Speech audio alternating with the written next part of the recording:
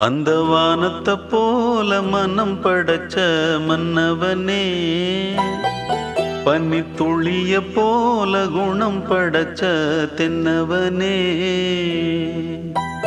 மஞ்சளிலே ஒரு நூலெடுத்து விண்ணுக்கும் மண்ணுக்கும் சம்பந்தம் உண்டுன்னு சொன்னது யாரு? அது மன்னவன் பேரு. அந்த வானத்தை போல மனம் படைச்ச மன்னவனே, பனி துளிய போல குணம் படைச்ச தென்னவனே.